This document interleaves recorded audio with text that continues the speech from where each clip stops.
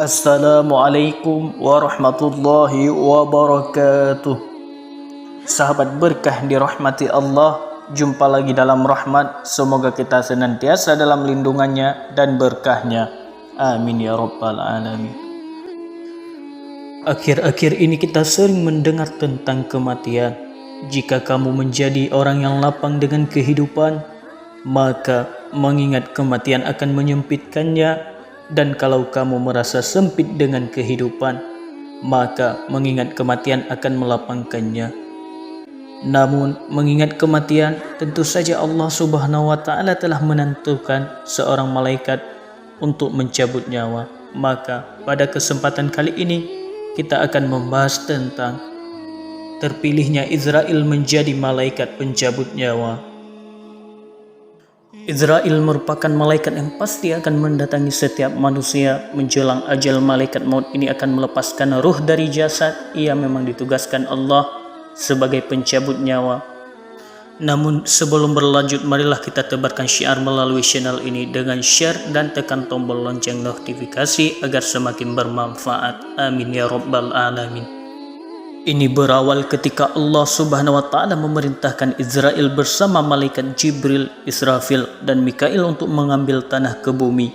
Dalam proses penciptaan Adam alaihissalam, dalam sebuah hadis mu'tabar yang dinukil dari Imam Ja'far al-Sadiq, disebutkan bahwa sebelum menciptakan Adam dari tanah, Allah terlebih memberi kabar kepada bumi bahwa Dia akan mengambil tanah di sana.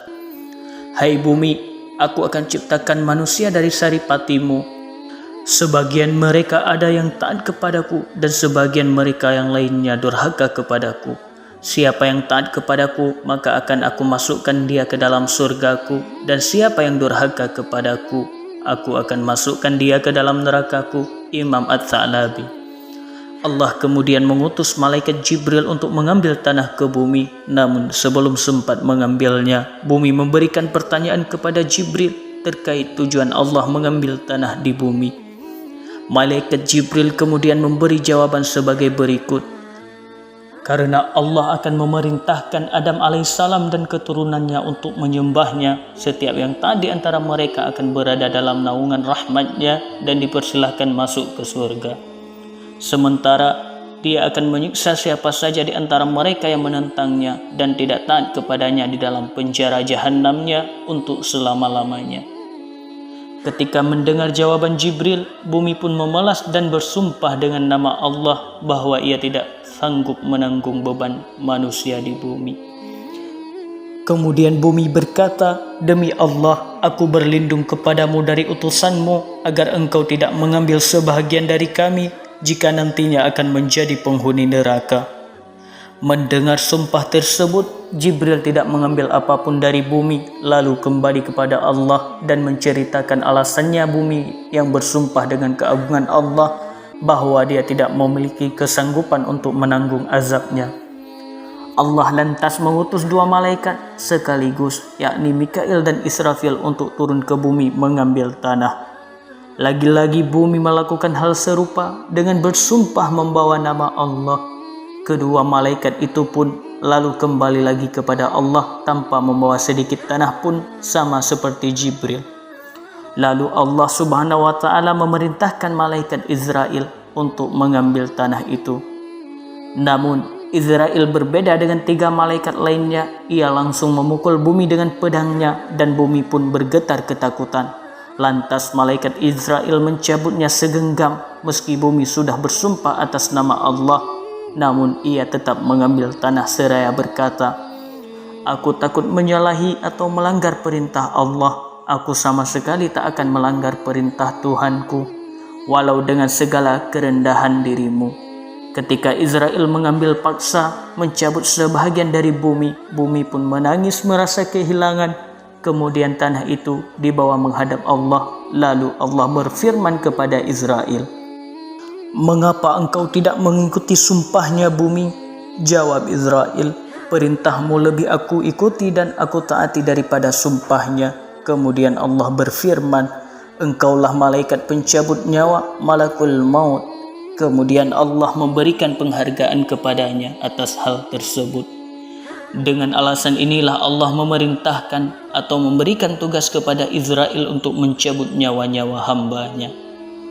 Malaikat Israel diberi kemampuan yang luar biasa oleh Allah hingga barat dan timur dapat dijangkau dengan mudah olehnya. Seperti seorang yang sedang menghadap sebuah meja makan yang dipenuhi dengan berbagai makanan yang siap untuk dimakan. Ia juga sanggup membolak-balikkan dunia sebagaimana kemampuan seorang sanggup membolak-balikkan uang.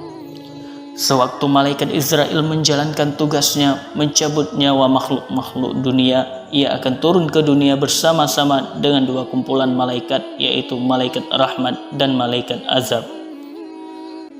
Menurut kisah Qabil Akbar, malaikat maut tidak mengetahui kapan tiap-tiap makhluk yang akan mati. Dikatakan olehnya Allah telah menciptakan sebuah pohon yang nama pohon itu Sidrat Al-Muntaha di bawah arsy, yang mana jumlah daunnya sama banyak dengan bilangan makhluk yang Allah ciptakan. Jika satu makhluk itu telah diputuskan ajalnya, maka umurnya tinggal 40 hari dari hari yang diputuskan. Maka jatuhlah daun itu kepada malaikat maut. Tahulah bahwa dia telah diperintahkan untuk mencabut nyawa orang yang tertulis pada daun tersebut, sampai ada daun dari pohon yang terletak di bawah arsy gugur. Kemudian akan jatuh dua titisan dari arah arsy pada daun tersebut, titisan hijau ataupun putih. Hijau menandakan bakal si mayat akan mendapat kecelakaan, sementara putih menggambarkan dia akan mendapat kebahagiaan. Untuk mengetahui tempat makhluk mati, Allah telah menciptakan malaikat arham yang diperintahkan untuk memasuki sperma yang berada dalam rahim ibu dengan debu bumi, yang akan diketahui di mana ia akan mati, dan disitulah kelak ia pasti akan memenuhi ajalnya. Sekian sahabat berkah yang dirahmati Allah, semoga menjadi renungan buat kita semua. Wassalamualaikum warahmatullahi wabarakatuh.